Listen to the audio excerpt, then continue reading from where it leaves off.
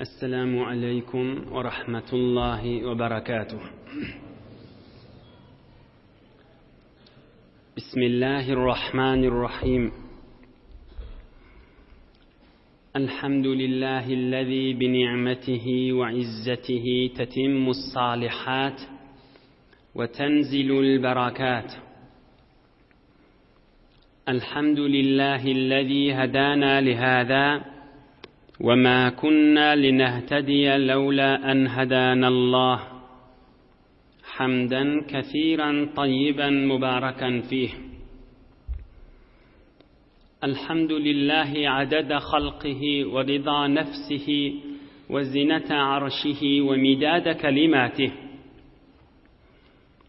اللهم صل وسلم وبارك على سيدنا سيد المرسلين، شفيع المذنبين، إمام المتقين، أمير الأنبياء، سلطان الأولياء، سندنا محمد النبي الأمي الأمين، وعلى آله وأصحابه وأنصاره وأتباعه أجمعين. لا أسألكم عليه أجرا، إن أجري إلا على رب العالمين.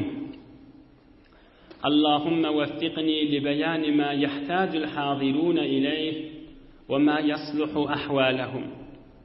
إلهي أنت مقصودنا ورضاك مطلوبنا، فأعطنا كلنا محبتك ومعرفتك. بيك باك الله تعالى هم ذن طاعات عبادت لنذي صالح أمل لنذي خداي چين اترشق لنذ ومحبت لنذي وتمام دعاء خير لنذي لطف وكرم بلا قبول دبتا. هم ذا إيل ونتشرين دوس يارن قوم خيشن إناتان أغلغيدن دنيا وآخر سعادة كننمك يدعى عقلق بيرثن إن شاء الله. خداي تعالى يوردمذي parahat edip vatanımız emniyet bulup ulamalarımız ve milletimizin ağdı birliğine, dinimiz, dünyamız avatlıkta yaşayalım inşallah. Geçen haftede pek Allah'ın koklumu bile Peygamberimiz gözümüzün nuri, başımızın tacı, rahmetul lil alemin Muhammed Mustafa sallallahu aleyhi ve sellemin 57. yaşında Safar ayda bolan vakıan biri Hazreti Hubeyb radıyallahu anh 10 sahabe edip Mekke-i Mükerreme'yi veripti. 10'su da şehit boluptu. Ve Hazreti Hubeyb da ahirki esir olup kafirlerin eline düşüp dara asıp nayda bilen çömdürülüp öldürülen sahabe oldu. Aham geçen hafta vade verdik Hazreti Hubeyb'in bir gurrunu galli Hazreti Ömer'in halafet vaktına, halife vaktına, emirül müminin vaktına bir vaka oluptur. Şol vademde vara şol gurrunu de Hazreti Hubeyb'in ruhunun hoşluğundan süreyimde olsa şona hizmetine de yetirip on izinden önkü sirat Resulullah'ın yaşayışının gurrunun izini alıp gidersin inşallah. Hazreti Ömer'in radıyallahu anh halafet vaktında Şam şerifte, Şam diyen yurtta, Şam diyen yerde kadimden bir İslam barmaqadı heyuri tacirlen bul yeri. Bir merkezi ticaret bolunyan yeri, dünya boyunca yakası belli bir temettülli yermiş. Aham otak bir hesap şuda adam iyi vermeli oluyanmış. O tayinlarının bolçuluklarına, havasının qavdığına, pulun ve eginmaşın ve kızıl kümüşün kəlligine bariyan adam ağlanamasını peyveri hesap şuda verin, takva, hudayi, dünyak ağlanmacak, onun bunun verin kefine ağlanmacak bir sahaba, bir şutak bir farmandar iyi vermeli oluptur. Aham Hazreti Ömer radıyallahu anh oylanışıptır, kimi versem kam deyip, sahabaların içinde Hazreti Sa'id ibn Amr diyen radıyallahu anh şol sahabani men yanıma bir getirin deyiptir.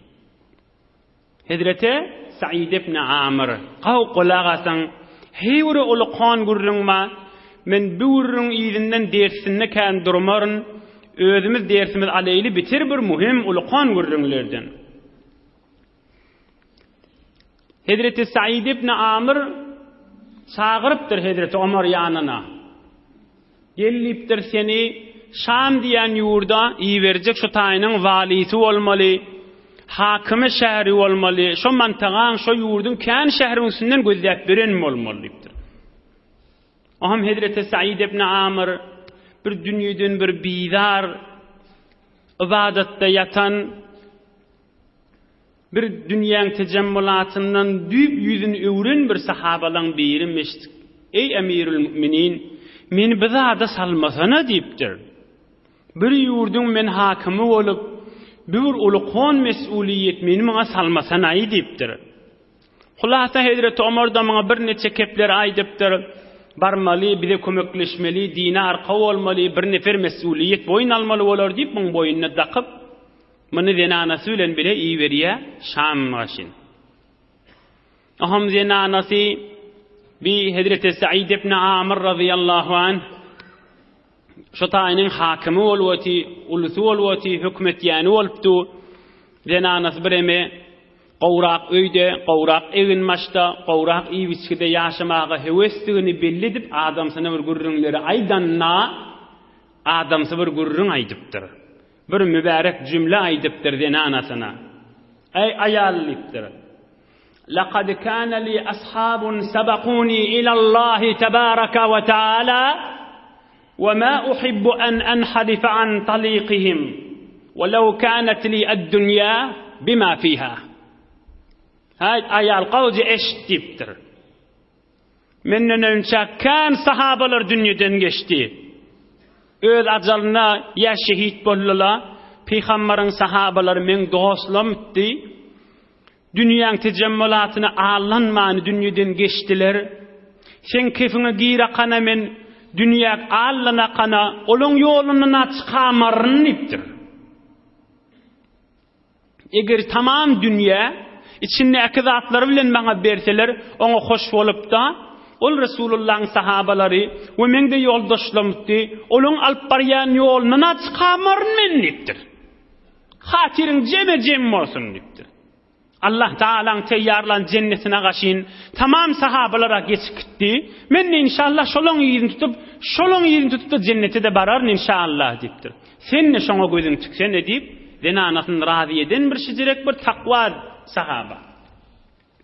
Aham Hazreti Ömer asl gurruna girip gelýär. Hazreti Hubeyb bahrada diýip da bu gurrun. Bir wagt Şam'a baranna Sa'id ibn Amr'dan razy mısınız diýip adamlardan sorapdyr. Adamlar hemmesi bizmen gowur ýasypdirler. Gow adam intihab etipsiň. Ýöne bir topara aýdypdyr, şundan biz şikayetimiz we bir neçe aýby başyň diýipdirler. Biri la yujibu ahadan bil leyli. Gün ýaşandan soňra adam gafsyndan bararlykda ýaşyň diýipdir. Bir gün ýaşandan soňra satyşyp bolan akşyňa diýipdir. Bir hakime şäher ulqan adam milletiň işi düşýär barama Allah şyňa diýipdir. Ýoksa öýdi gowa adam diýipdir. Giycelerini asıl tapıp bolan akşın diptir. İkincisi وَلَهُ فِي الشَّهْرِ يَوْمَانِ لَا يَخْرُجُ فِيهِمَا إِلَيْنَا وَلَا نَرَاهُ فِيهِمَا. Her ayda 2 gün molya diptir. Onu da her 2 gün günnüdüyle bile görüp bolan akşın diptir. Her ayın içinde her 2 hefteden bir günü başyňydan diptir. Her ayda 2 gün asıl görüp bolan akşyň iýeren hakimiňi diptir. Üçüncüsü ve uhra la hilete lehu fiha. Üçüncüsü abdendan şay takwasyň biz maňa palanda da diýip biljek dällikdir. Wagt özünden gitdi, gaş etdi ýaşy diýipdir. Täze açylýança göz düşüp durmaly bolýar diýipdir. Ve hiye ennehu ta'khuduhu ghasyatun beynel hin wal hin.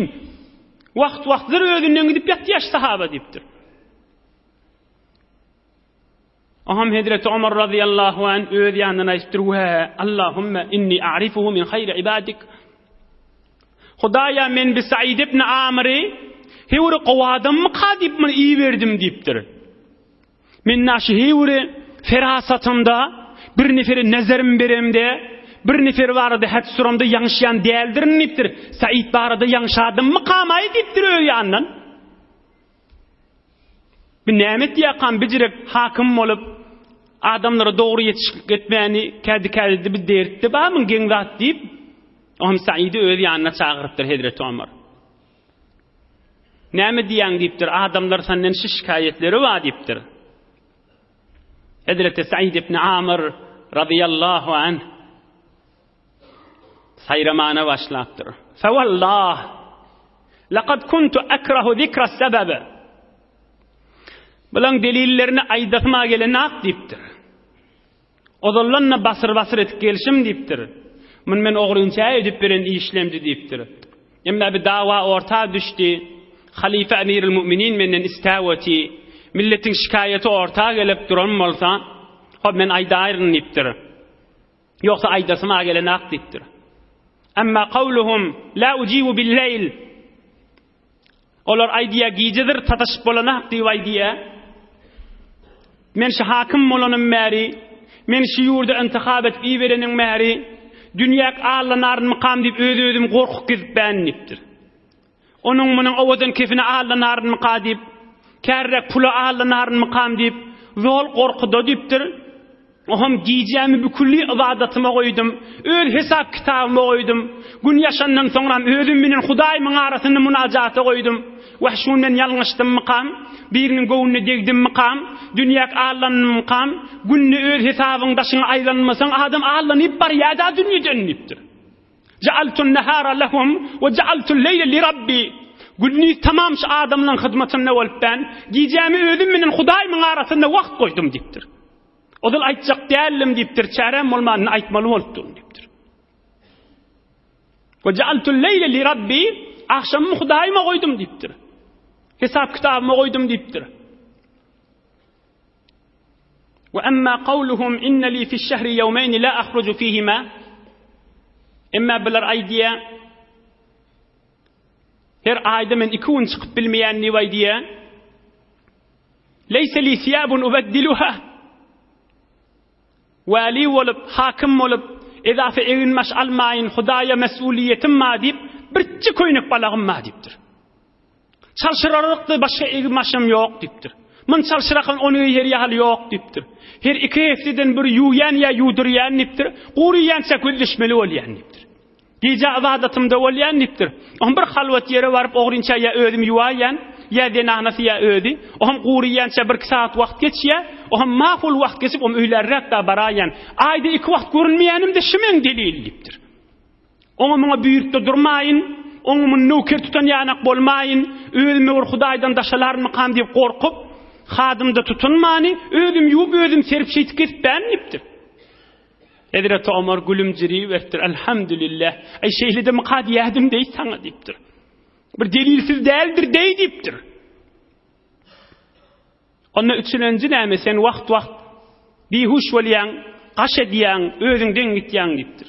Am Hazrat Said ikodinden ýaşakmany durupdyr. Wa qala faqad shahidtu masra'a Khubayb radiyallahu anh bi Mekkah al-Mukarramah.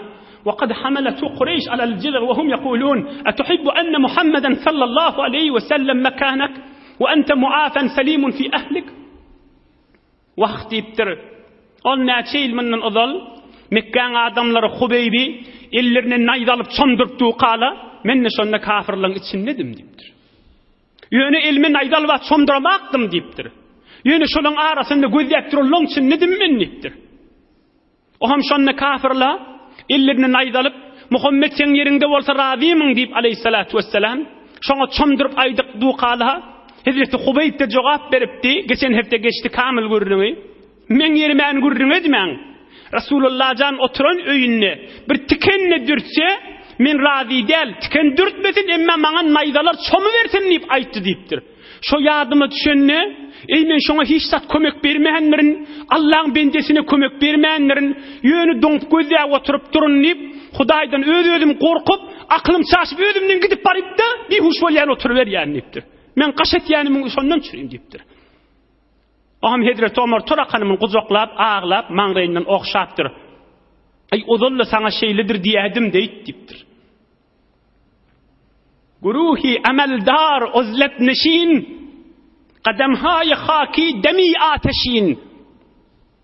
Neşayet bedaru deva kerdişan, ke kes muttali nist der derdişan. Ço baden penhan o çala kuy, ço sengant hamuş o tesbih kuy. Seherha begeriyant, çendan ki ab furuşuyet, az didişan kuhl khab. Ey bilir necir adamlar olupdur. İman bilir nem edipdir ey. Kafir vaxtına gözleptu nayda çomdurulup duqa. İmme mun yürüni iman girenden sonram mani odol müzik yanak, gurk yanak adamlıktan çıkap inni koyun yala demet koyaptır bilir ey. Odol vehşilik heyvan yanak bolup yaşap birin adamları inni asmanna uçup birin pirişte yal qova demet koyaptır bilir ey. İmanını diyen işi. Allah Teala'dan dökülyen nurunu diyen işi. Bunlar heyvallıktan, derendelikten, onumun didim etip dörmekten perişte yalet koyaptır be adamları. Kafir vaxtında ne hilledi, inni Müslüman vaxtında ne mi gurrunlar aydıp tuğbula. Bunlar özlerini hesaba salıp duruşunu gözde, Resulullah canın bir aydan kefini eşitiptirle dağla. Bir adama, Müslüman doğanına kömek gerek vaxtında kömek vermesen, Huday da sana kömek gerek vaxtında kömek vermedi ha deyip Resulullah'ın aydan sözü var. Şoňa men kafir vaxtımda amal edip bilmedim deyip dağı aklına da illimir özünden gidiyor bula. Bizim mümin Müslüman Hazreti Said ibn Amr da Müslümanmış. Ey Müslüman dost, eğer birler de şılayanak bolan bolsak yer näme bolar? Yaşap veren dünyamız näme bolar? Cennet bolar. Onu bir yerlikten çıkarakım be. Beheşt bolur da onunla bir yerin yedi. Her kim şidirik nuri ilahiye qarq bolup duran bolsa, şeytirip Müslümanı rehimli olsa, yon edip birin cevaplarını özde. Egin maşını özde, giyce abadatını özde. Men palan muğa Hubeybi kömek vermedim deyişini özde. Bilir imanı giyirinden sonram, Müslüman bolundan sonram özümüze der salaylin. Bilen kaygılarını yerde düğünü özde, bilen fikirleri yerde, bilen bernamaları yerde. Biz de mümin Müslüman ha. Müslüman doğanını edip duran yağdaylarını özde, Müslüman doğanını yürüğünün yanışını özde. Kaş biz Müslümanlarda kalbimiz saf bolun bolsaydı.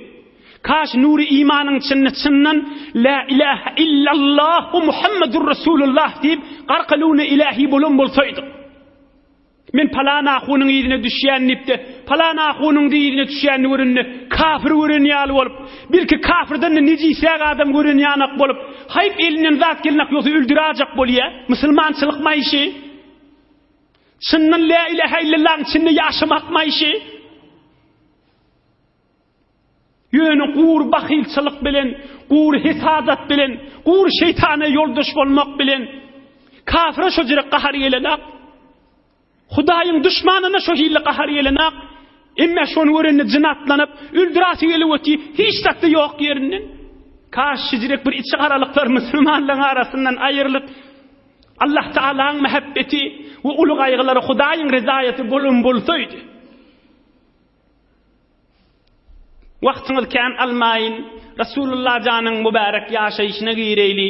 Bu gürrüňde fakat Hazreti Hubeyb radıyallahu anh'ın ruhunun hoşluğundan sürümde olsa, bir 10 daqiqa şoňa wagt goýdyk.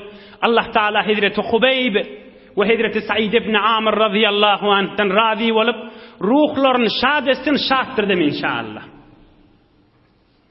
Imme 57-nji ýaşda Safar aýyna geçen hefteki wakadan sonra Resulullah jana ondan bir agyrrak waka düşüpdir müteessifana. Men adına Seriyetul Qurra diýilýär. Tarihte tamam tarihlerde sebit bolan görürüň Geçen hefteki urrun ýalymyny ulamalar kitaplarına ýazarlaryna gözleriniň ýaşlary bilen kagızlary myjyk eden gurrunlarynyň. Bay öwürläp kenara çekilip gözlerini sübürip burunlarynyň gözlerinden aktyryp ýazan gurrunlarynyň. Seriyetul Qurra qarilaň iýberilen gurrungy diýilýän bir gurrun. Faciatul Qurra, faciat bi'r maun diýilýän gurrun. Gawja dip gulak asyn. وفي نفس الشهر الذي وقعت فيه فاجعة الرجيع وقعت فاجعة أشد وأفظع من الأولى. Geçen hefteki urrun Peygamberimiz 57-nji ýaşda Safar aýda bolupdy.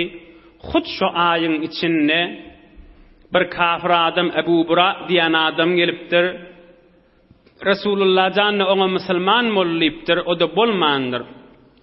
Ýöne ol aýdypdyr, sen men ýanymdan kän qari mollalaňdan iyi ber diýipdir. Nejd diýen ýurda baraýly, şu taýynyň adamlaryň dinini çağırsyn, belkim musulman bolup da sen diniň ýerine düşsün diýip ol adam Resulullah'a şo kefaýdypdir. Aham Peygamber jan aýdypdyr, inni akhafu aleyhim ahle Nejdin. Men sahabalam iyi versem Nejd ýurdyň adamlarynyň gorkýan diýipdir. Sahabalam gabap öldüräsele näme deýin men diýipdir. Onna ol Ebu Bura aýdypdyr, sen korkma diýipdir. Men gaptallaryndan gideýin, men bulary arka emin bolup alyp gideýin, şu sen sahabalaňa degdirmäýin diýipdir. Aham Peygamberimiz 70 qariýyny saýlap, ilmde öwde, Qur'an-ı Kerim'de ökde, gijeler namaz okuyan, gündüzlerde çeşmelerden su getirip, mescidin önüne koyup, bir neçesi odun yığnap, oduny satıp, şol mescidin eýwanyndaky garyplara sadaka verip, şeýitdirip, Resulullah janyň halys mescidinde we özünden terbiyet tap beren öz mollalaryndan, qariýlaryndan 70 nefer saýlap, Ebu Bura bilen Nejd diýen ýurda gaşyn iýbertdir Resulullah jan. فساروا حتى نزلوا بئر معونة. Aham yolla Mauna diýen bir quýuň maşynda bular 70 nefer Ebu Bura da var, o da kafir häzir. Şo taýda düşüpdirler. Aham bular Haram ibn Milhan diýen sahaba, Hazreti Enes'in daýysy. Şoňa diýipdirler, biz ştada durduk. Sen bar şu taýfaň başyna Resulullah'ın namasyny kököz bir gellik diýip aýdaga diýipdir. Olaň öýdi bärräkde quýuň maşynyna düşüpdirler. Aham Hazreti Haram ibn Milhan radıyallahu anh, Haram bir manasy hormat diýdi. Haram ibn Milhan naman alyp ýeköjeli, şo taýfaň içine girip Adullah Amir ibn Tufayl diýen bir aňyrdyr nijis şeytan adama barıp aýdypdyr. Men nipdir Resulullah Resulü diýipdir. Muhammed Peygamberiň iýberen adamsy aleyhissalatu vesselam ine bir de namas diýipdir. Namany eline almany, ýüzüňden gözlemäni, hiç täwil almany aňyrsyndan birini eşaretdir öldürüşini diýipdir. Aham aňyrdan kafirin miri Hazreti Haram ibn Milhan habary da ýok, arkasyndan naýdan çomdurup Hazreti Haram ibn Milhanyň dor gursagyndan naýdan uzy çykyp duruveripdir. فلما أنفذها ورأى الدم قال حرام الله أكبر فزت ورب الكعبة.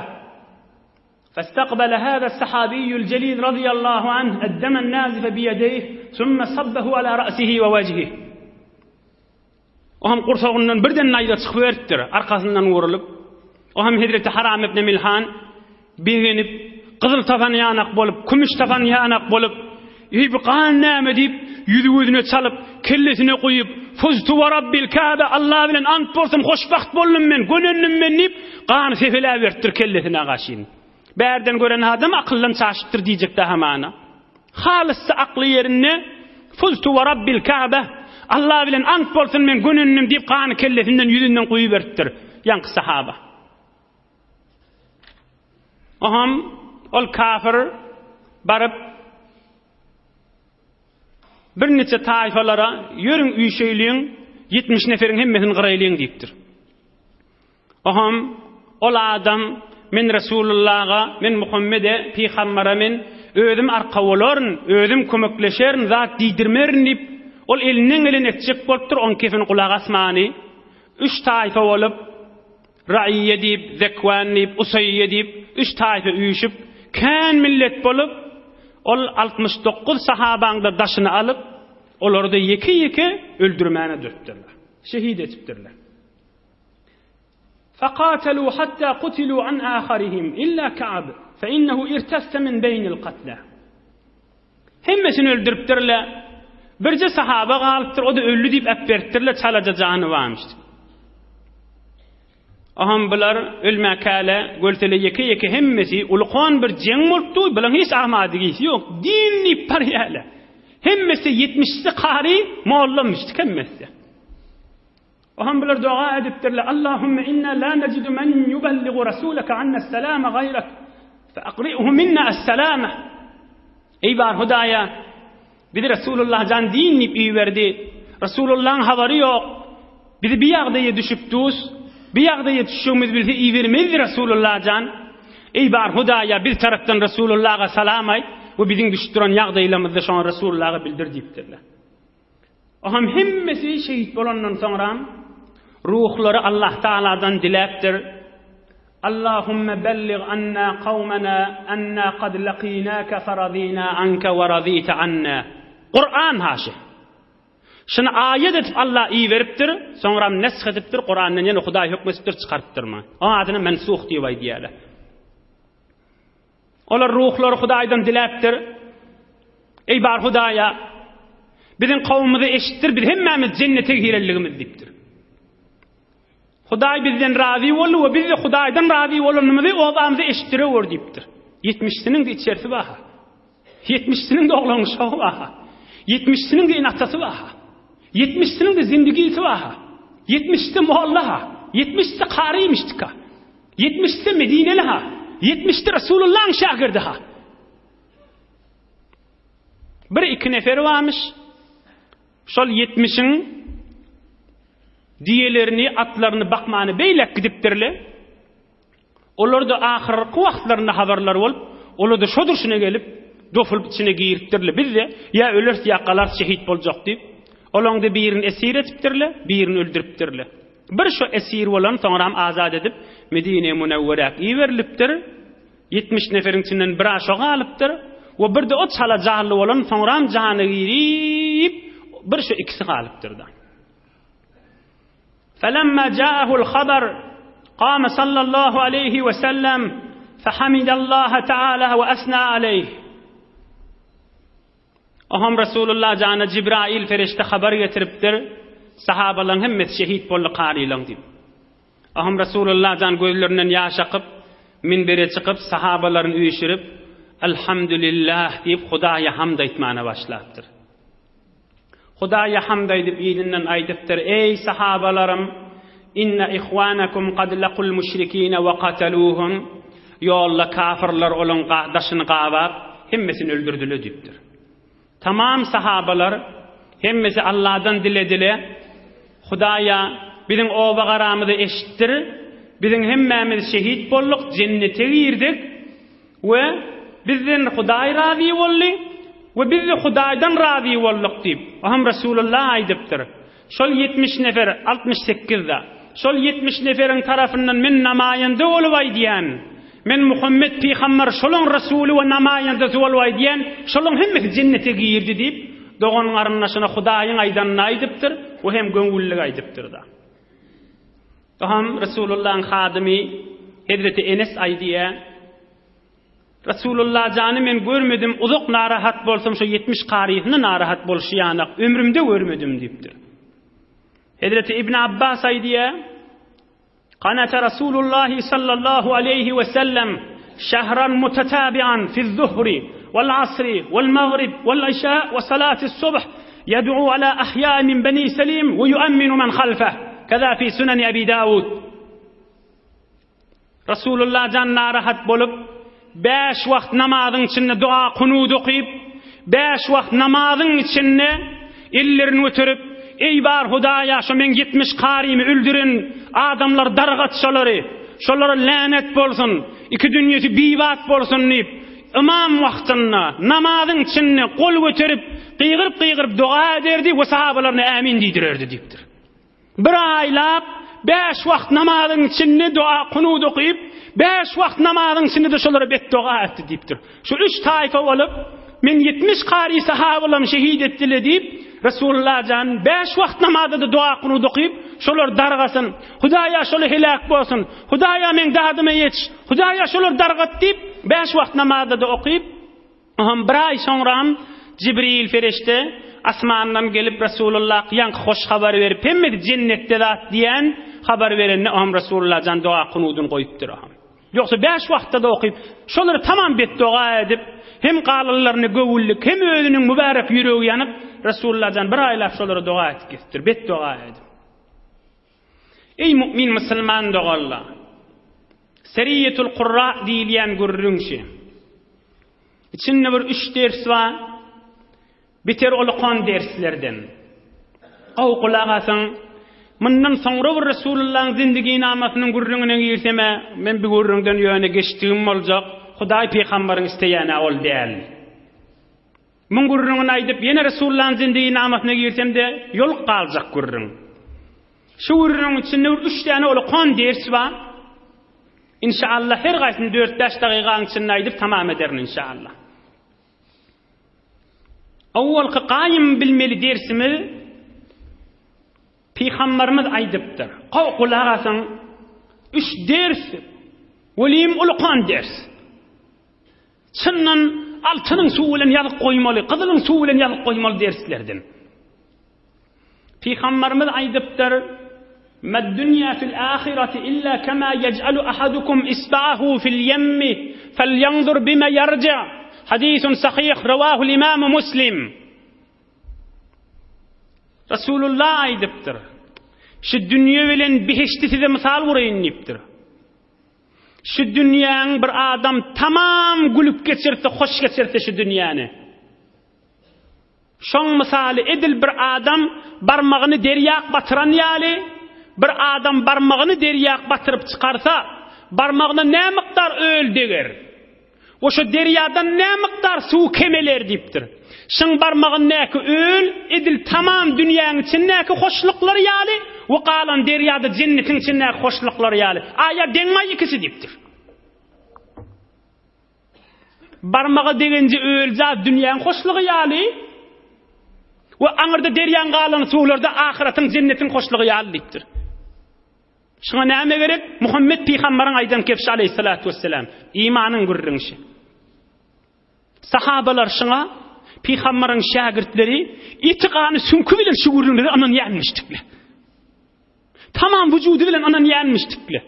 Ey musulman dost, ey hajaga, ey ýaşuly, ey jawan dost, on aýdyp duran kefini öýdýän sahabaň gany görüp gyzyl tapan ýaly diýip kellesine goýup ey men fuztu diýipdir. Fuztu diýdigi arab dilinde bir adam 10 ýyl, 5 ýyl, 20 ýyl zähmet çekip gijesin günnüýt edip ahir imtihanyna netijede piruz bolsa, şonu arabla fuztu diýär. Men piruz boldum diýdigi. Muwaffaq boldum diýdigi. Netije aldım diýdigi. Onu gördi. Gursagyndan çykyp duran gany görüp, fuztu men piruz boldum. Men gönünnüm diýip gany kellesine goýup hoş bolup, ýani ahir maksadyma ýetdim diýip Fuztu ve Rabbil Ka'beh diyen kep Hazreti Ali Murtaza'nın aydan kefşi. Hazreti Ali Murtaza ol ahir şehit bolanna İbn Mulcim diyen bedbaht onu şehit edenine kılıç kellesini degen vaktinde Fuztu ve Rabbil Ka'beh deyiptir. Edil yank sahaban aydan kef. Allah bilen ant bolsun men gönünnüm deyiptir. Yani bir ömür zahmet çektik ahir maksadımız şidi neticemize yettik deyiptir. Bir innamızdan kan çıkıp can merhek deyiptir. Fuztu ve Rabbil Ka'beh. Gür bilen imanlarını oğlun şoğun epberiptu, öyün epberiptu, zindigisin epberiptu, tamam canın epberiptu, onu da men gönünnüm diyoti, ahirete imanı var. Cennete imanı var. Fikra, tamam ahiret demiştik, mazdal şoğuna yettik deyip de inni ödük, tamam hoş boluvati. İnhe, şu barada bir görürüm, Hazreti Abdullah ibn Mes'ud aydıptır da bir vaqtda, qav düşünmeli görürüm. Ey adamlar diýipdir. Men siziň içiňizde bir neçe adamlar tanıyan diýipdir. Sahabalardan yani Resulullah'ın şagirdlerinden namazda kan okuýa, arada da kan tutýa diýipdir. Ýöne sahabalardan derecesi hey were etekde diýipdir. Gaýtaý deýin. Ey adamlar diýipdir, siziň içiňizde bir adamlar ba, sadakada kan berýär, arada da kan tutýa, nefil namaz okuýar, giýje gündüz aglap namazlar okuýar. Onda da şu sahabalara hiç yetmeýär derecesi diýipdir. Oham maňa aýdypdyrlar, näme diýip beýle welýär diýipdirler. Abdullah ibn Mes'ud Resulullah'ın sahabasy ha. Al soňrakylara aýdypdyr. Näme diýip beýle welýär diýerlerini Abdullah ibn Mes'ud aýdypdyr. Kanu azhada fi'd dunya we argaba fi'l ahireti minkum. Ol sahabalyň ibadat edip du göz cennetde ahiretde Hudaýa sataşmakda diýipdir. Emma inniki adam tamam pikri zikri ibadatın içinde kardeş dünyanın içinde diýipdir. Asıl qabil mukayese değerliptir. Gurrun ara salır ya Allah diýipdir. Şu zamanın adamlarını deňek görşeni bir sofişan, zikirde oturan, ibadatda oturan adama deňek gör. Qan nur killisine goýup, gyzyl tafan ýalady ony. Hey gönünnüm menip, döwrüne kafirlaň galypdyr, akyllan çaşypdyr diýipdir. Gursagyndan qan jompurlap çykyp otyp men gönünnüm diýip otyp adam diýipdirler. Şon kefi bilen döwrüne kilen bir neçe hatta musulman bolupdyr soňra. Bilen ütümli kefini, bilen içiňden aňryňdan bäriňden geçip barýan keplerini, hey nahilli welýär diýip giýje ýatallarına dagda işlerinden geçip, hey şoň içinden qan çykypdy, qan men gönünnüm diýip aýtdy, näzir şeýle welýär diýip Resulullah'ın ýanyna barıp çöküp musulman bolupdyr şoň bir neçe. Şol Haram ibn Milhan radıyallahu anhu şehit bolanlaryň gözi bilen gören adamlardan. Bulan imanlaryny görün, Resulullah'ın aýdan sözi var. Bir adam barmagyny derýäk batyryp çykarsa, dünýäň hoşlugy faç barmagynyň daşyndaky öl zat, emma derýäň içindäki şu mowç vurup duran, tolkun vurup duran derýäň içindäki hamana o da beheştiň hoşlugy diýipdir. Eneşler Resulullah'ın aýdan sözi, öz imanymyzyny mehke vurup göreýliň, daşa vurup göreýliň nähili biziň imanymyz. Nähili ahirete götükşimiz, özüme we siz dogullama hakykat nasihat diýip aýdýan. Şular Resulullah zandan gelýän, akça gelýände ders we senetli wurduňlar. Emma ikilenji ders almaly zat. Şular naýda gursaklaryndan geçen wagtynda men hoş piruz boldum, gönünnüm diýe belli welýär bila. Wagt özleriniň daşyna aýlanyp, qazan bamy, aradadan bergin bamy, namazdan bergin bamy diýip hesaplary amada bolmaly. Ah men janyma çykdy, ýoksa namazymdan kan qaza galypdy diýip ýerenerdiler. Ha men öllüm owy, ol dünýäne urrun açyp bermäli. Ha men öllüm owy, hay namazdan bir heft, aradadan bir heften galypdy da men diýip onu aýdan akla. Bular belli bolýar, hesap kitaplary hemişe tekmilmişdik. Ey musulman, hey ajaga, ey yaşly, musulman dost, jawan dost, bu aýdyp bilen gürrüňlerini öýde bilen. Nagat bile teýýarlyklary barmyş. Neýdan göre qany gönünnüm diye. Bergimiz bolsa, parzyň içinden bergimiz bolsa teýýarlaýlyň. Namazdan, aradadan, zekatdan, hajydan, diniň sütülleri bolup duran zatdan amada bolup durmalydyr adam. Birje bir gürrüň aýdýan bardy, o hem üçlenji derse baraýyn. Hakykat ballan süýji we ballan meter derkleri şifa gürrüňler ders alyp bilseň, ey musulman dost. Ulamalar aýdýar şu gürrüňi. Qur'andan çykaryp, Resulullah'ın sözünden çykaryp ulamalar aýdypdyr. Ulamaların sözünden çykarylyp da siziň hyzmatyňyza ýetirilip oty. Gadryny bil bu gürrüňleň. وَمَقْتُ النَّفْسِ فِي ذَاتِ اللّٰهِ تَعَالَى مِنْ صِفَاتِ الصِّدِّيقِينَ. Şundan başlaşı vurduğunu. Adam özünü Hudaýynyň arasynda şu dünýede hesaba salmak, iň derejesli olan adamlary kim diýäler? Peýgamberler. Onuň etebinde siddiqiller diýäler. Adam özünü hesaba salyp we men qazamdan nähil qam, aradan nähil qam, oňuma bergimden nähil qam, bir neferiň hakyny ýedimmi qam, Hudaýyň ýanyna tutulormy qam diýip birje dagygaň içinde özüne taplasa, Şol adam Hudaýa bir ýakyn bolar. Siddiqinlaň guruhundan bolar, peýgamberin etegindäki derejeha. Yadnu bihil abdu min Allah Taala az'afa ma yadnu bil amal. Kan hacılardan, umralardan, aradalardan, namazlardan ýanky bir dagygada öwet düşýär diýipdir. Ola kan gurrunlar haşla. Adam hiç de hesap kitabını bilmeyeni, kazası bilen ne işi yok, birgisi bilen ne işi yok, öyle umra denmelip, namaz okuyan molup, arada tutan molup, puş değil ha bula. Ondan bir dakika oturup ödün hesap kitabı salta hemmetinden qawda. Ayallıqının hak zatı nahilli kan, erkek doğunumun hakkı nahilli kan, ustad şagirdimin hakkı nahilli kan, namaz borcum nahilli kan, arada borcum nahilli qam, zekat borcum nahilli qam dip bir oturup pikir etmesi, kan ibadatlardan qaw dipdir. Özümüz hesaba salaydy. Şunu akşamdan başlayalım. Birce daqiqanın içinde adam özüne hesap kitabı salıp bilýär. Kan wagt gerekdir. Meger tükanymyzdan çyryp, bazarymyzdan çyryp hesap kitabı alıp, kellemiz agyr gitmeýärmi? Ustad şagird ya bir tükanyň içinde hem kar ya şerik ya şagirdiň hesap kitabyndan çyryp, bir hefti bir aylap iş bolany, onu da ýad alman geçirilmeýärmi şonu? Buları görün, özlerin hesap kitabı salyanmıştıkla, kursaklarla neydi geçen mi? Gününün dip kıyıqırı vatıyla. Yani belli oluyor, belgilerini tamam geçirttirli. Özlerin saf mesafe etiptirli. Ahırkı derste, Resulullah canın üstüne geleylin. Gözümüzün nurunun üstüne geleylin. Yetimlikten Allah Teala'nın terbiyet veren adamsının üstüne geleylin. Tamam peygamberlerin tacının üstüne geleylin. Tamam evliyaların reisinin üstüne geleylin. Tamam ulamaların başlarının üstüne geleylin. Özünün ilmini amal etýärlerin reisinin üstüne geleylin gördüňiz.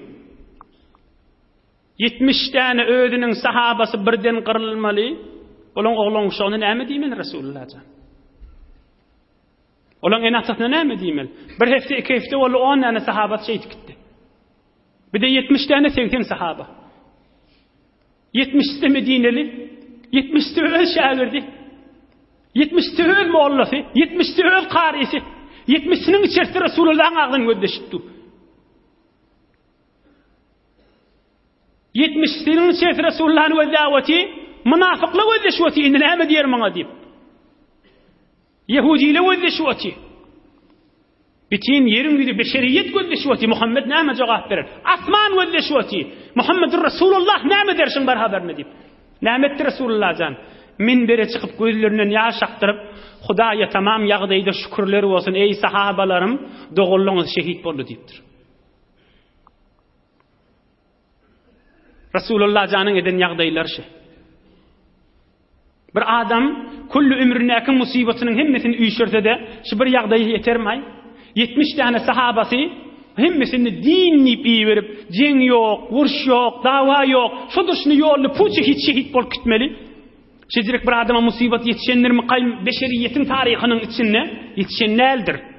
Hiç ýetişen nädir? Hiç bolan nädir şeýdirek? Emma Resulullah janyň zindigisiniň bir guşajygynda şu bolan ýagdaýda. Emirul Enbiya bolan, Sultanul Evliya bolan Resulullah jan min saadati ibni Adam ridahu bima qada Allahu Taala. Rawahu al-Imam Ahmed ve Tirmizi.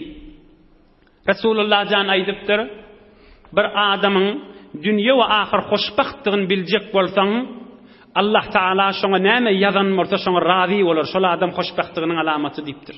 Resulullah janyň öýdi razylygyň başyň başy dälmi? Bir mübarek gurrun aýdypdyr, gaýtaýdyň. Min saadati ibni Adam ridahu bima qada Allahu Taala lahu. Rawahu al-Imam at-Tirmizi ve al-Imam Ahmed. Bir adamın hoşbagtlygynyň alamatyny biljek bolsaňyz, şol adam Hudaýyň ýazan zadyna razydyr diýipdir. Ay hikmeti vardır. Hükmen hayrım için nedir? Hükmen ahiret derejemdir. Ay Allah qawsyny biler. Allah'ın aydan bolmalydyr. Allah'dan gelen gülüň işi vardır. Hudaý Taala menden beter maňa salam bolsa näjire bolardy. Ay Hudaýa heme ýagdaýda şükürjan Allah diýip duran bolsa, şol adam hoşbaht diýipdir. Resulullah jany şikifi bilen biri terbiyet beripdir. Öýde de amal etýärleň başy bolupdyr. Näjire musibatlar ýetişdiňka gözlerinden ýaş aktyryp minberiň üstüne çykyp Hudaýa şükür bolsun diýmişdik. Allah Taala iman abriýden aýyrmasyn inşallah. Hudaý Taala özüniň we dostlarynyň mehabbetinden aýyrmasyn inşallah. İnşallah inniki hefteden Resulullah janyň 57-nji ýaşda bolan wakalarynyň ýygyny hyzmatyna da ýetirersin inşallah. Bir alhan 3 kul huwallah Suriye Falaq we Nas goşup ýylgyň watanymyza doga edip ötelen ruhuna bagş edersin inşallah. Okuýberin.